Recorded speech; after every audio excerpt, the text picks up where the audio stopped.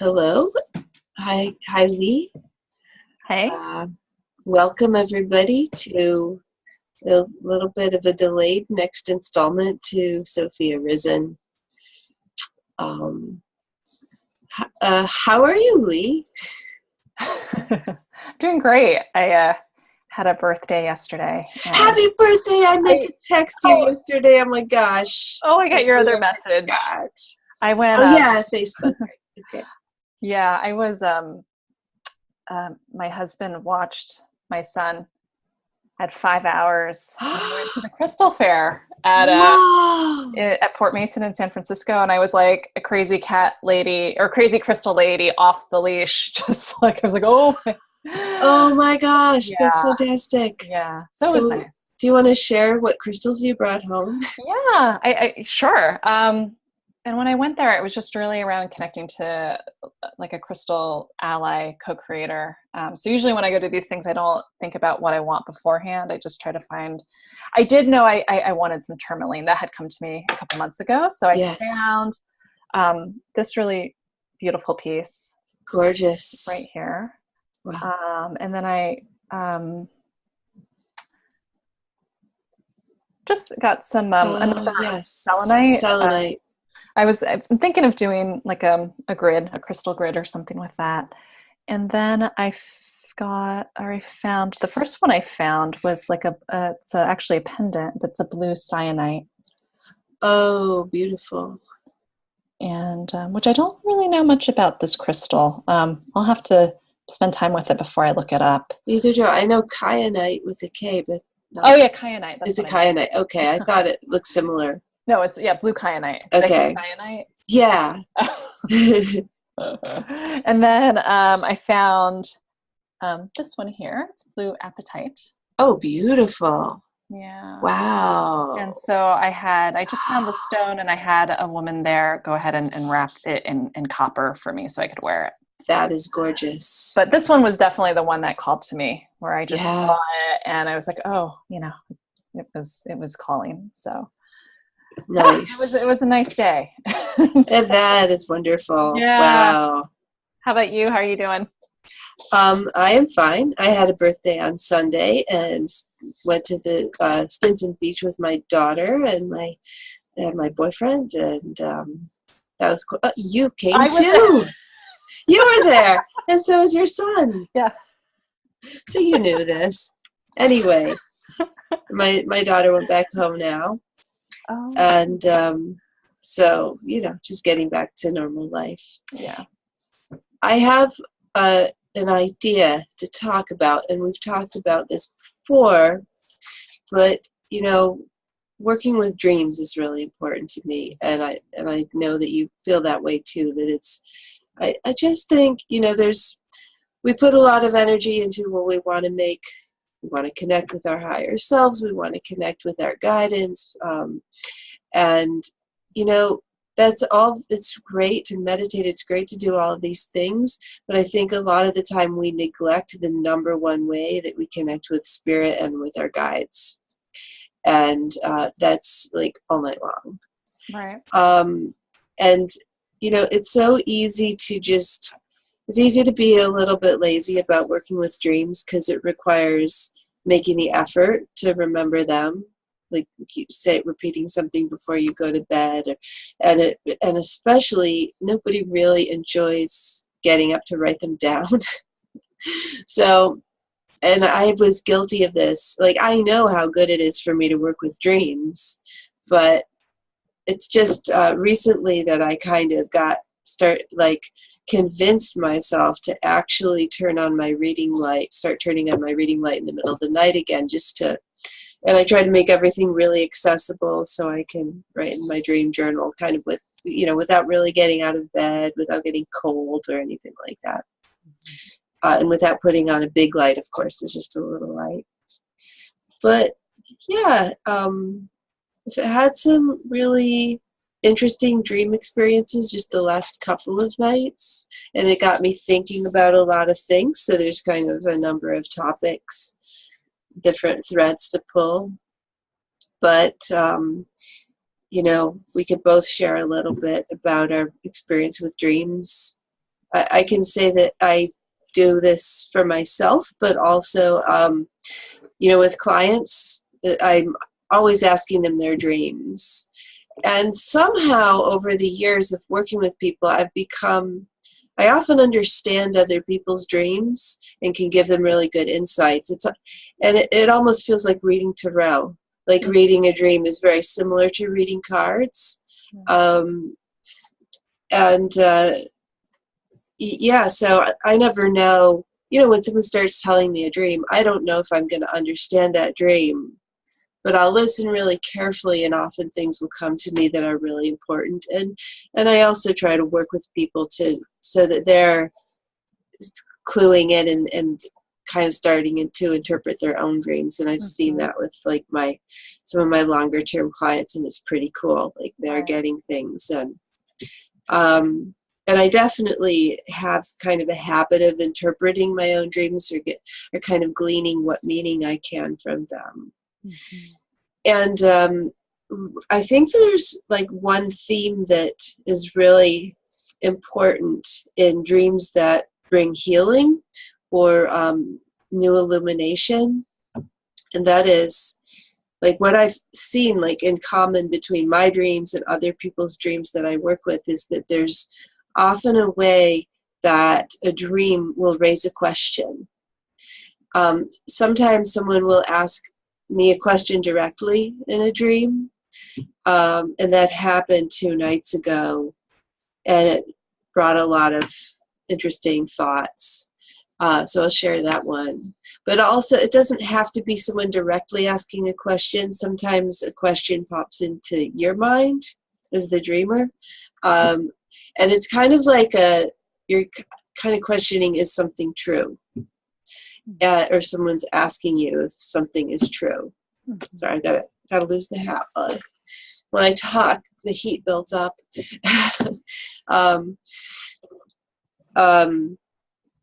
So I had this dream the other night, and let me think about this a second.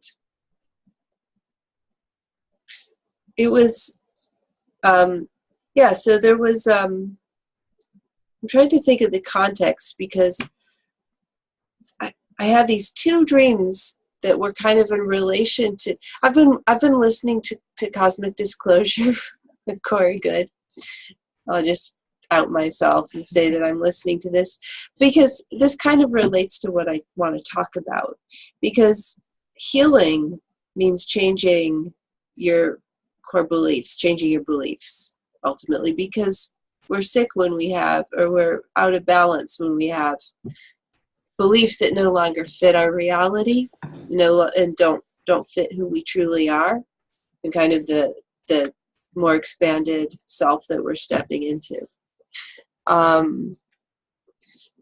feel like I don't want to get lost here. The dream I had the other night. Oh, you look like you're going to say something. Oh, I was just going to, you're doing it. I was just going to. I'm doing it? Yeah, I was going to ask good. Just what was the dream? Where you were going, with it. So. Yeah, so it's just a little piece of a dream I remember.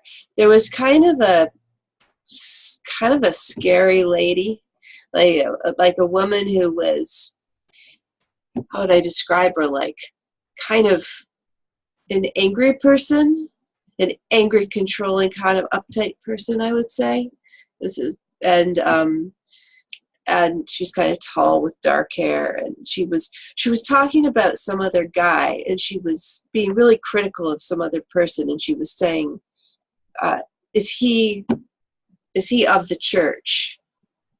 Meaning like something like the Mormon church or the Catholic church, where some church where you are basically told what to believe. I had just been, I had been having a conversation, I think the day before, about the Mormon church with a friend because, it was with my daughter. We were talking about the Mormon church because we both have friends who were raised Mormon who had experiences of being excommunicated when they started to think for themselves, and kind of like the way they told the story. I don't have any direct experience of being inside the Mormon church, so please forgive me. I'm not trying to pick on anybody's religion, but these people had described experiences of kind of, as soon as their thinking was diverging from what was accepted, as soon as they were starting to question, they got in trouble and were warned, and eventually they were excommunicated. So it's that, and the Catholic Church is not as, maybe it doesn't have as tight a control because it's this massive global thing. And I was raised Catholic, but my priest wasn't aware of what I was thinking. But if he did, he wouldn't have probably approved. It's that thing about a kind of an institution that wants to control what you're thinking, that says what's okay to think. So and then she kind of looked at me and said, and she asked if, and I wish I remember her words, but basically she was asking, is healing, is being healthy, like, of the church? Like, in other words, if you're healthy, are you somehow like outside of what's acceptable? Right. And that really surprised me, because like, if I had thought about what are my core beliefs around health, I would have thought I probably have a core belief that it's somehow immoral or not okay to be sick, because you have to be useful, you have to be productive, you've got to be doing your work, you can't be like out of commission and having special needs. So I would have thought it was kind of the other way. But I actually trust my dreaming. Mm-hmm. I trust the guidance of my dreaming so much that I realize that I must have a long ago implanted notion from somewhere that, way subconscious, that actually, you're like, better people will be sick, better people will die young, shitty people will be healthy and live, and you can't, they're almost indestructible. Like, maybe if you're a good person, maybe you're a little more fragile, more sensitive. I mean, I'm just kind of riffing off of this because I don't really know. I just know what she said. Right. And I know that it was a question that I was given to shake up a core belief and make me go, oh, wait a minute. Do I think I have to be sick to be a good person? Or to be acceptable, to be acceptable to my community, not to be excommunicated? Not like, if I'm really in my power, maybe it's related to that. Like, if I'm really in my power, does that mean I'm excommunicated? Does that mean I'm, So, I mean, I'm interpreting a little, because she didn't say anything about power. It was about health. But health is is like at the core of our ability of our co-creative, ability to manifest what we want. Right. Because I kind of feel like health is number one. Yeah. So can I ask you? Yeah. So in your dream, mm-hmm. you're asked this question, and you come out of the dream with this question sitting with you. It's almost like in our dreaming, that's our oracle. We go to divination cards and oracles and outside oracles. Absolutely. But here you have a direct channel to an oracle, let's say, or exactly. a channel that's giving you a question, a very big, profound question, but she's not giving you too much, right? Because it's an invitation. Yes. Right. So, just for people who are watching this, if they're receiving questions, or if they begin to look or listen for the questions in their dreams, because maybe we're not even listening to it. my sense is that you've worked with dreams a lot, and you've gotten adept at receiving and listening, and that might be some of the process for people who are just starting to work more consciously with dreams. You have this question now, like, what would you do with it? If that question is a seed, like, what would you do? How would you till the earth to really allow that seed to start to grow roots, so that you can start, that question can start to evolve into something that, I don't know, that brings clarity, without, and I think it's a blend of interpreting and gut, right? So, because you're like, I'm interpreting, and we need some of that, but there's also this instinct, this intuition, this kind of more ineffable wisdom. Mary. Does that question make sense? It's a good question. Yeah. I mean, so let me try to speak to that a little. I mean, the first thing that I want people to know when you get a question like that, that has you, like, something that has you, invites you to question something about how you think, is that core belief was so much a part of you is already this much separated from you, so that you can see something. Like, it's already separating from you, so the healing is already taking place. So this is an organic process. You don't need to make it happen, but you really can work with it to kind of go with it, so that it doesn't take so many years to integrate this. So I guess in a more direct answer to your question, number one, I would write it down before I forget, because you will forget it. It's easy to not understand how important this is. I mean, I know that this question was so important to me, that the aha that can come from this can make the difference between me choosing health and choosing illness. And when you say, I just knew, or I know this is important for you, what does that know? How do you experience that knowing? Well, what does it feel like, or what is that for you? So it's partly because I already had tagged this idea of questions and dreams. Okay. But the questions go way back to way before I was thinking about dreams as like a, homeotherapist, homeopath, not therapist in terms of psychologist. I'm not a psychologist, but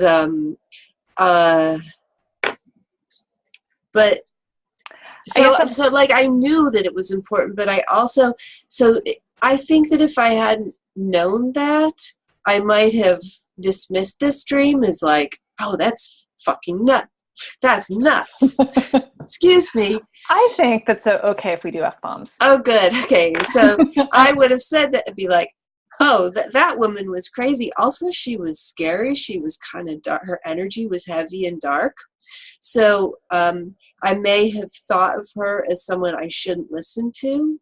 But because I have more experience, I know that the question is incredibly important, because it was asked of me, and it was like, and it kind of, was surprising, which means that, like, I'm really being given an opportunity to wake up to something that I was not awake to. And the fact that she had that heavy, dark, harsh energy, is a personification of the energy of the false belief. That the belief that, we should be sick to prove our goodness or something, that we should be sick or weak in order to be loved and cared for and held in our society or in our community, or in our church, or to not be cast out. So her heaviness is like, it's another clue to, this belief is coming from a dark place, a dark, controlling, hurtful place. Right. And so the reason I asked, like, how did you know, just for people who are also in a place of building that trust with themselves, like, what does it feel like when I just know something? Because I think sometimes people will often second guess themselves. I do it all. I tell you Yeah. about my dreams because I can't figure it out, and my knowing's gone, you know. And sometimes it's like connecting with you. It kind of reconnects me. So that's why I answered. Well, because I have a lot of faith in you, so it's easy for me to say, Krista, trust yourself, and then you're like, oh yeah, that's right. But it also really helps because we can read, just like if we were looking at a tarot reading together, we'd each see things that the other might not have seen. Right. So it's worth discussing. I love talking about your dreams, my dreams. Because you will come up with things too, because you're also a reader and you read differently and you know differently. So I think that's a really hard question. How do you just know? I think that the only answer to that is trust yourself. Right. Like, trust yourself. However you know, that's how you know. Trust yourself. Just start practicing trusting yourself, because you know how you know. You out there, you know how you know, and you know what it feels like. And it doesn't have to feel like it feels for me, Oonagh, or how it feels for you, Lee. I'm sorry, I kept calling you by your other name that you're not doing this video under. Maybe should we explain? Yeah, so I have been a psychotherapist, and I've been slowly closing my practice. So I'm using my middle name for this because I still have a client still. And with psychotherapy, there's this thing around having around what's the word? Not disclosure. Yeah, self-disclosure. I'm thinking disclosure like alien disclosure, but in the psychotherapy realm of similar. How much do you share of yourself, and how does that impact the therapeutic relationship and your client's process? And I could go on about that. I won't, but for the purposes of this, because I still have client, I want to be able to share freely without being Googled or having my material come up in that context. It's part of the reason why I'm actually shifting out of psychotherapy, is because there's other kinds of work I want to do, and it will require me to be a little more forthcoming around my experiences and beliefs. Yeah, well, which is exactly what we're doing here. We're being pretty forthcoming. Yeah. And so it's just a question of, So Lee is my middle name, and I'm just using that. So every once in a while, Oonagh will probably, or I might refer to myself as my first name. My first name. Yeah. But just to come back, I know there's things you want to share, but I want to link back around and not forget the thread around how do you plant the seed if you receive a question. And how do you plant the seed? Write it down. Write it down. I mean, you already have the seed planted by when you've had the dream. It must have been planted before you had the dream in order to allow you to have the dream. And this is like you waking up to the presence of that seed. And then all you need to do is nurture the seed by remembering. I really just think it's as simple as that. Maybe, having a conversation with a friend, writing in your journal, whatever you can do to acknowledge that your reality has just opened up to a more true picture. And so nurture that. And I think people will have different ways of nurturing that. Maybe somebody would want to create a ritual around it. Maybe somebody would want to do a tarot reading around it. Maybe it's just something to write down on a piece of paper and stick it to your wall.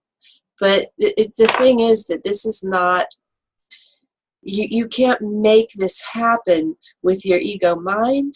Mm-hmm. You can talk with your guides. You could pray about it. I might want to create a prayer about helping me remember and integrate this new understanding. I think that's what I would do.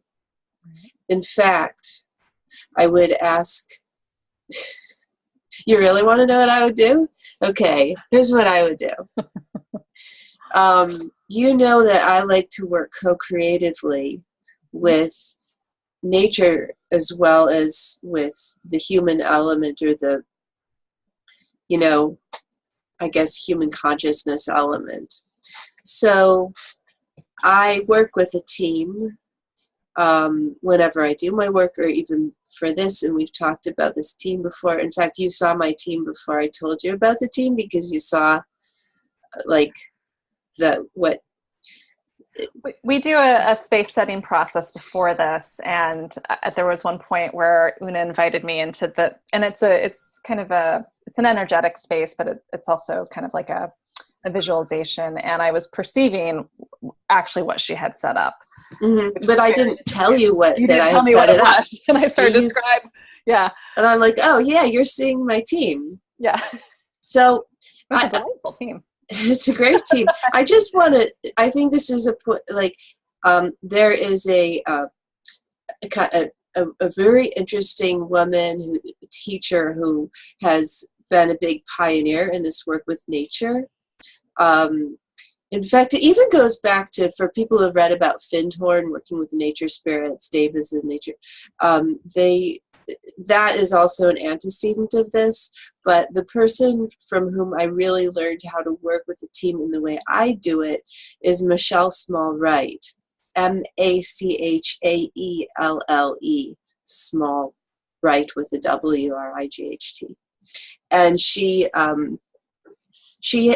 lives in, and I think she's still alive, as far as I know. She lives out in Virginia, outside of D.C., on this beautiful piece of land where she created a garden called Paralandra. And when she moved there, and she was meditating, and she's a very open person, open to spirit, and nature spirits started talking to her and working with her and teaching her how to work co-creatively in the garden. And so she created processes for other people to learn how to work co-creatively. And the point of working co-creatively with nature is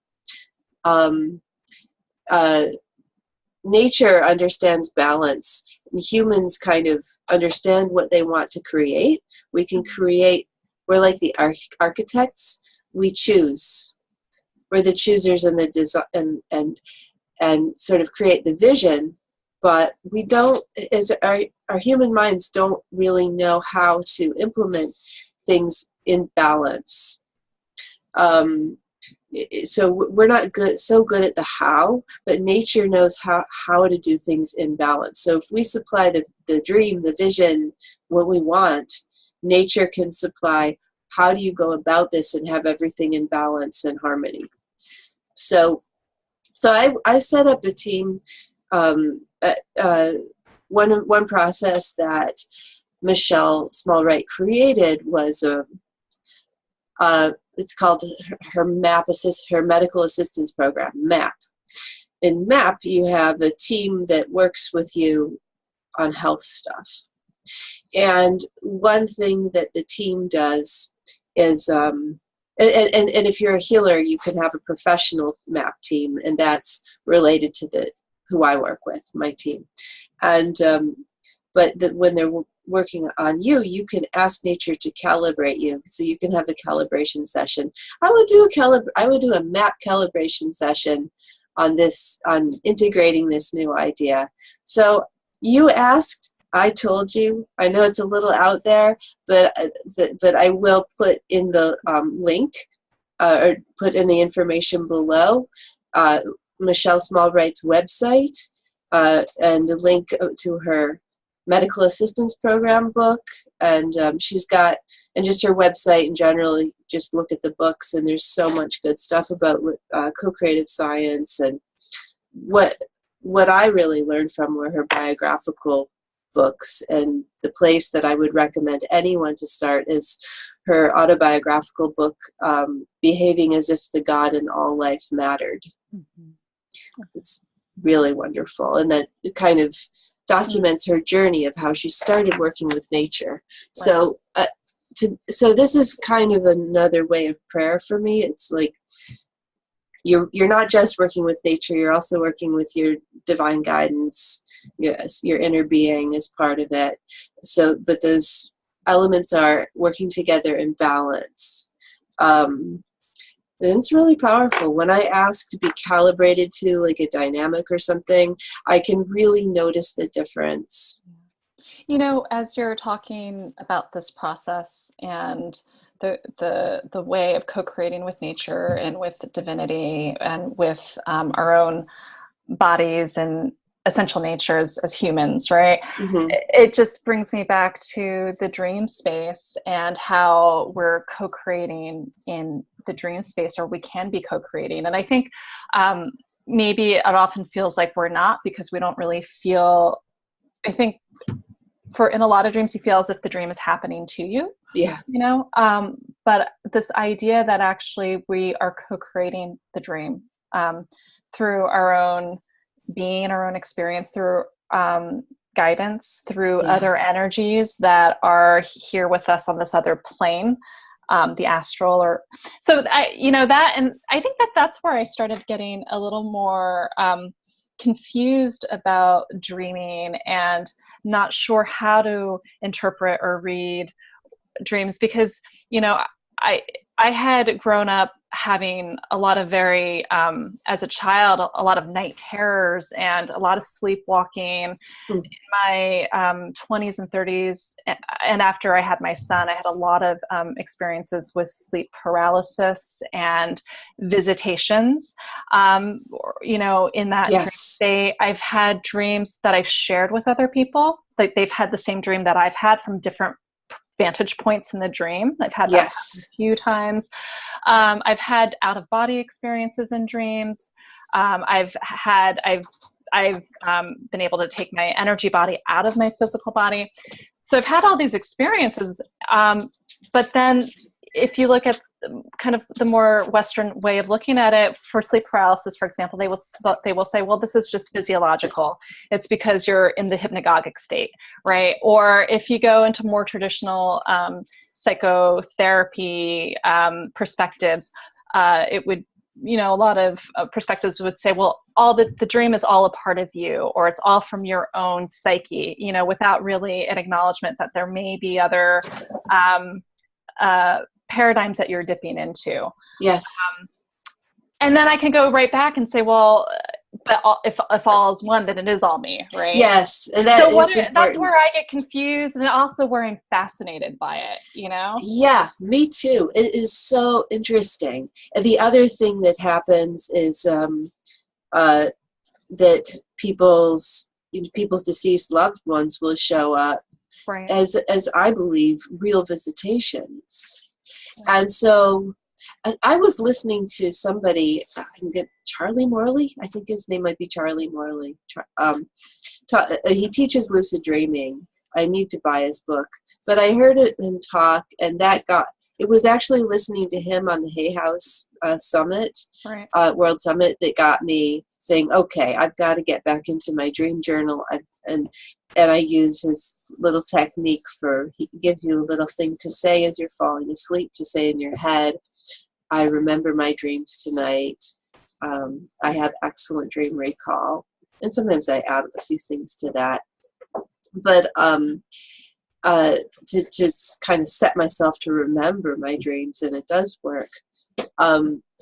Even if it takes a little patience, you know, just don't give up too easily.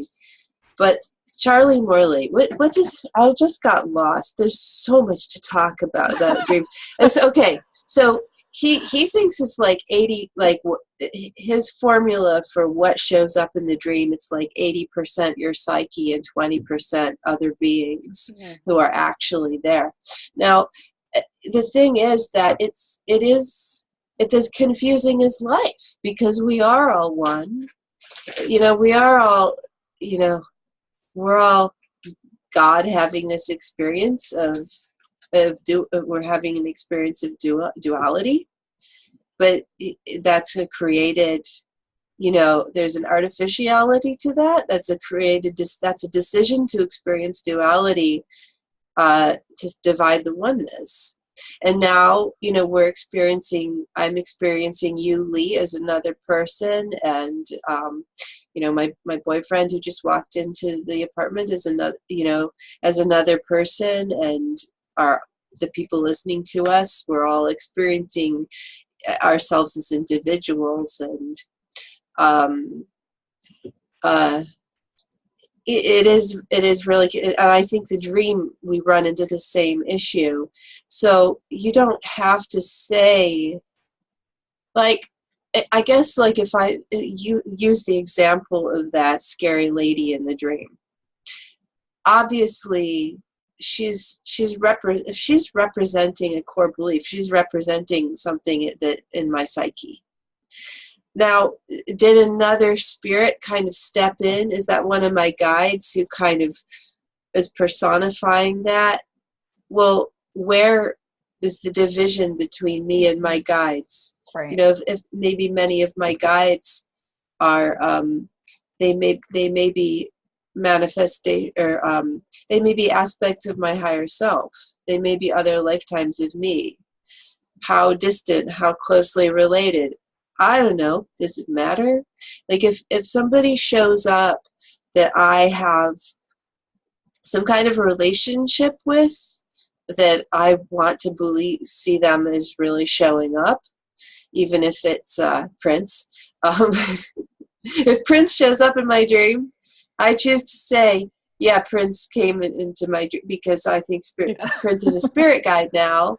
Right. I'm sure he's helping a lot of people, and I'll be damned if he wasn't in my dream.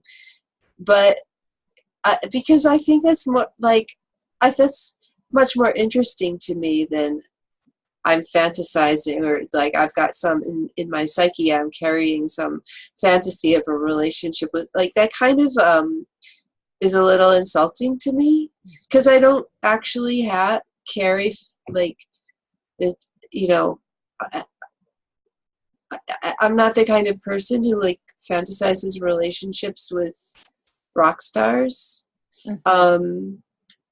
But maybe I am, if I have, but it's just like it's kind of invalidating. Right. So why should we invalidate our dreams? If a loved one shows up, I mean, I've definitely had experiences of, like, I don't have anyone super close to me in my family who's deceased, but some people who I've been close to, like friends' parents or my mother-in-law, have shown up in my dreams, and I choose to see those as visitations, mm-hmm.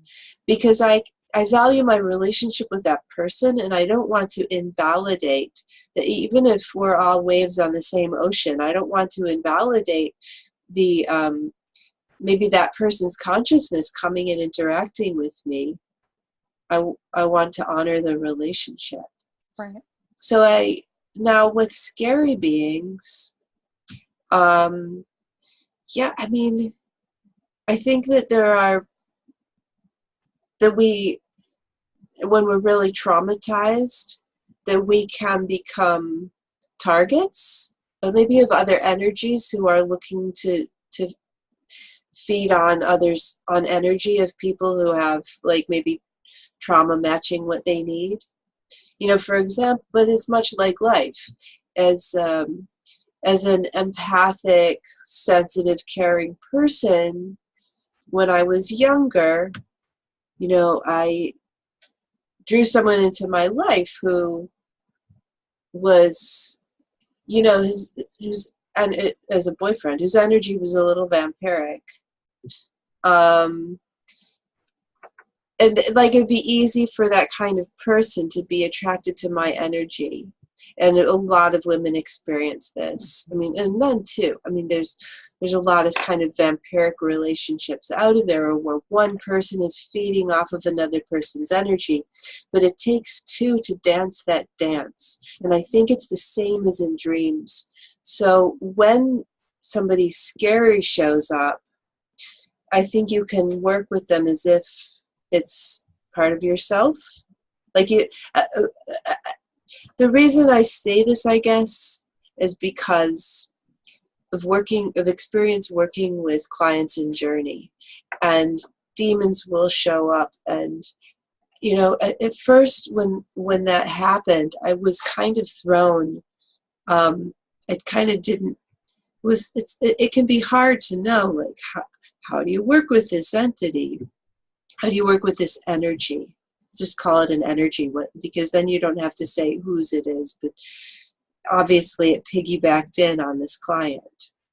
My approach, the most successful approach that I always use now, that it's never not worked for me in journeys, which is much like working in dreams. It's like you're kind of creating a dream, right? Like they're together in the office. The client is creating it. I'm just kind of going along with them as a witness, and sometimes I'm asking questions or making suggestions. But what works for me is a non-dualistic model of because it's completely not victim-y. There's no there's no sense of victimization if you work non-dualistically. If you don't choose to see yourself as being attacked, but just work with that energy, and kind of, I think when you do that, when you're owning, what part do I have in this?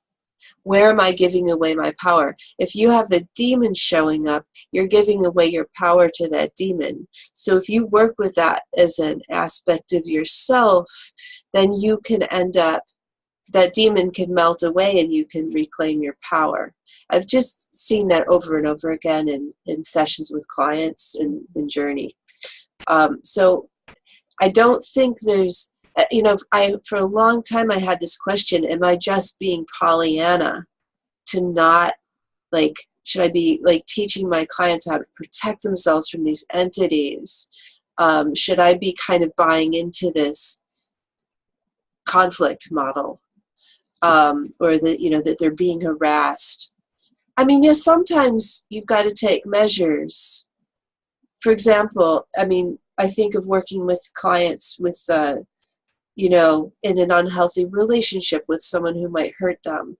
Sometimes you've got to take a measure to sort of protection, but ultimately you've got to clean up what, why are you giving away your power to this parasitic person, this hurtful energy?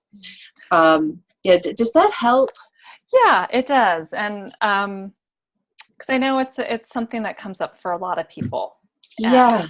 And I know for me, having had a lot of experiences with these type of dream states where there is kind of an oppressive energy or something that just feels frightening, I think what helped me was really to start to relate to those types of dreams as teaching dreams. Yeah.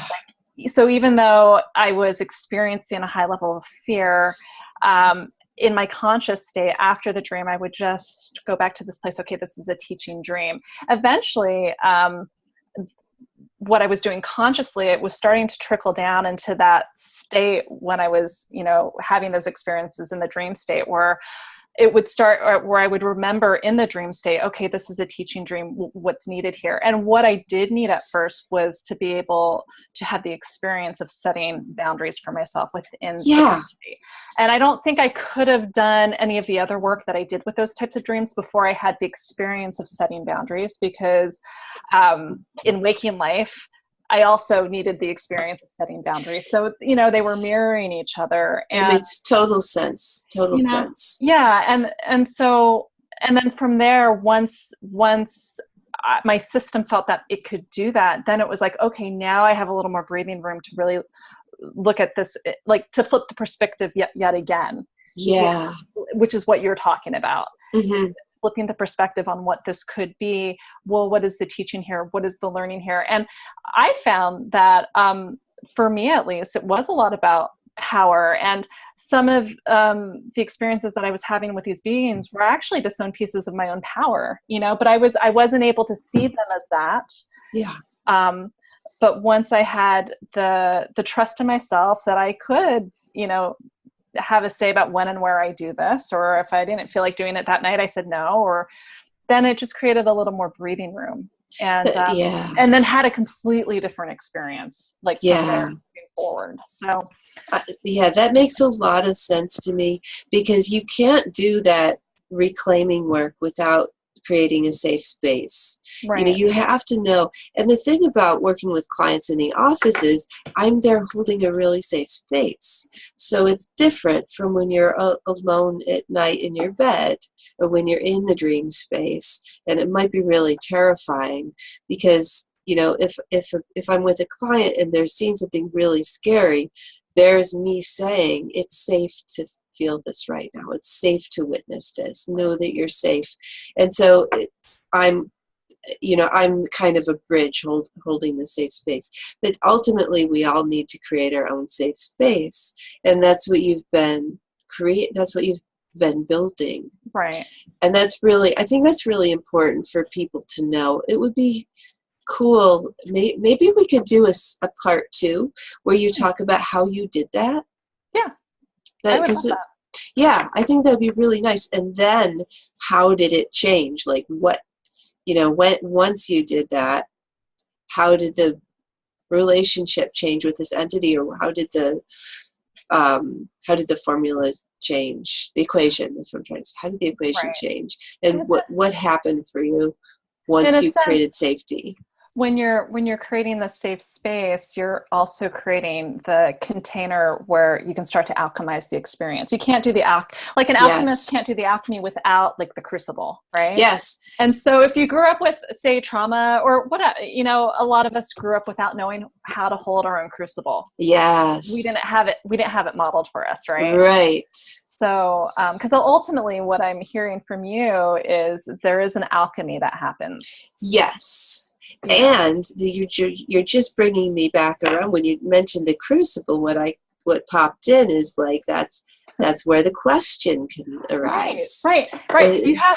Oh, I love it. Like, yeah, in that crucible, that's Right. when, That's when like, it. yeah. So we've got these two really important parts. Right. Because with Creating, the crucible, you can hold. Then you can hold the question, right, and yeah. actually be with the question. Yes. And I'm sure that there was a time that I just would have, like that scary lady, that would have been kind of a nightmare scenario. And I just would have woken feeling like I'd had a nightmare. I don't have the experience of the sleep paralysis dreams. Well, not exactly.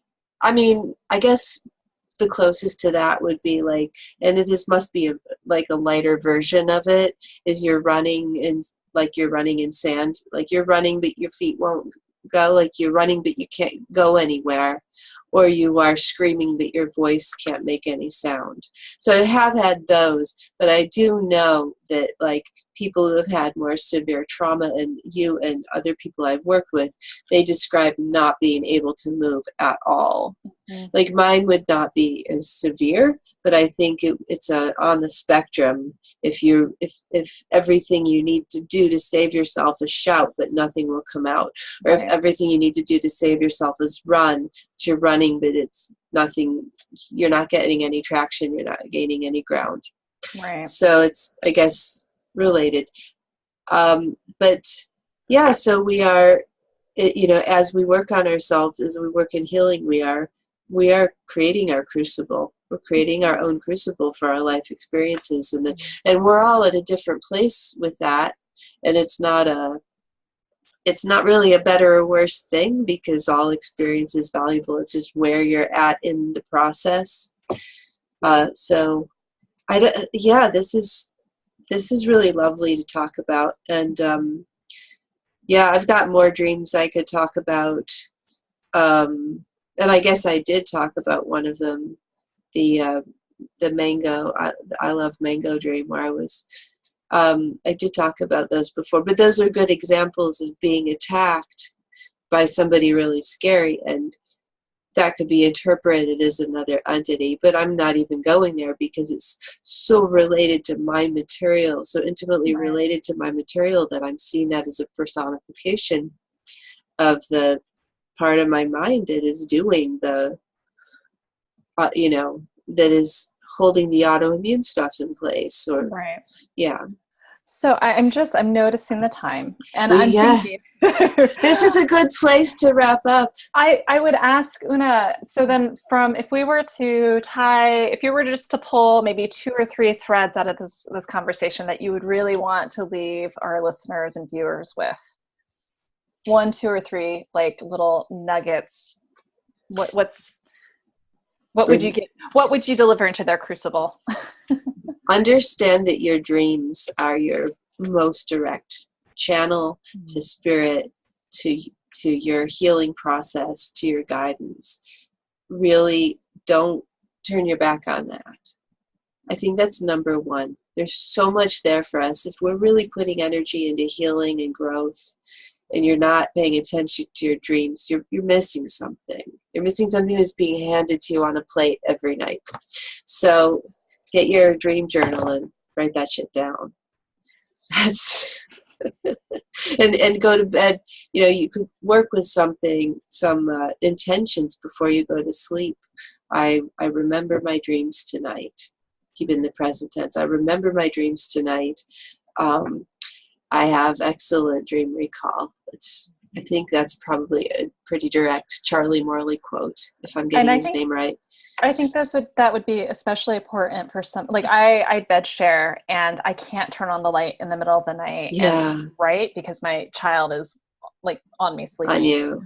So I think for somebody in that situation where for whatever reason you can't do the journaling, to really firm up those affirmations. And if you do wake up from a dream and you have a sense that you'll know, like if this is one that you really need to remember, what I do is I replay the dream over and over again as I try to remember every detail of it. Yes. As I'm falling back asleep. And 9 times out of 10, I can recall at least the major images and points of the dream. I've done that too. It's good work, and and you, as you do it, because you're still in the hypnagogic state, often when you're doing it, you often will recall more than if you were just writing. Although I have to say that while I'm writing down a dream, I often start remembering more than I thought I was going to remember. So there's something about the writing process that's also great. Yeah. I've mentioned to clients who don't want to do a reading light, they could pick up their phone and maybe, write into text, right. Write themselves an email or write into notes, whatever. You can use your phone, but just any of those practices. Another thing that's really great is if you do have a partner or someone that you could talk about your dreams when you wake up. I think that's something that families used to do together before we had so many other distractions. There should be, I think is a function of a healthy family. I'm going to put that out there that, that's something that we should have in our relationships and our communities, that we can talk about our dreams when we wake up. And I often have fun doing that with my boyfriend, and then we think about our dreams together and sort of reflect. And it's a rich experience. It's more interesting than television. It's more interesting than what's coming to you from the outside, because this is coming direct. It's the most relevant information to you at this time, or to your loved one. I know when my son, he's 2, and he will wake up. This is one of the really neat things about bed sharing, is that when he wakes up from a dream, I wake up. Yeah. And he will wake up and he'll say, I had a dream.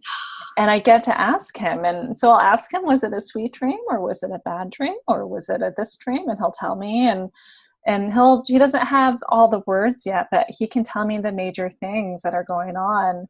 Yeah. And it's fascinating. And it's a way of really early on in your child's development to help them start to have their own dream practice, and to also, like you were saying, like validate their so that they grow up into people who can validate their own dreams. That they receive. I've got one suggestion to piggyback on that.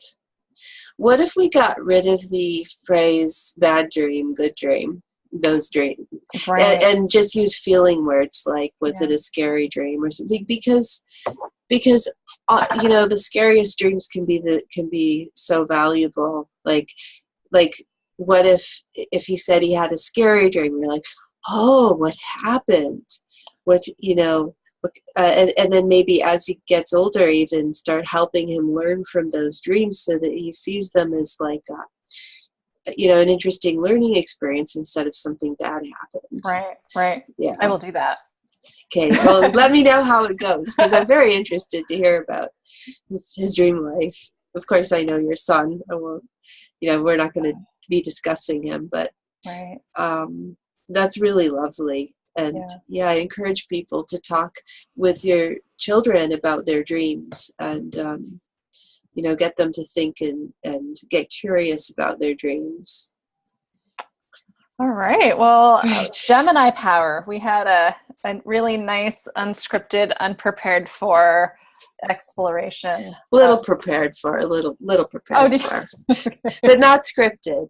But I came with ideas, because if I don't, I might just sit here blankly.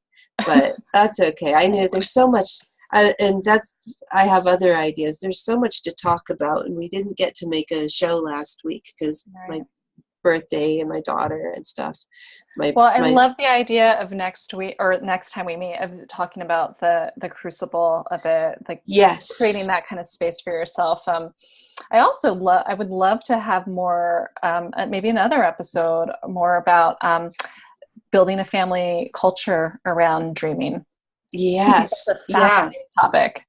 Yeah. We could talk about that. So you'll need to tune in. Yeah, tune in. Please click subscribe so that you get our notifications, and click like and share if you know somebody who you think would enjoy this. Thank you so much for being with us, and I hope everybody has a wonderful week. All right. Take care. Okay. Take care. Bye-bye. Bye.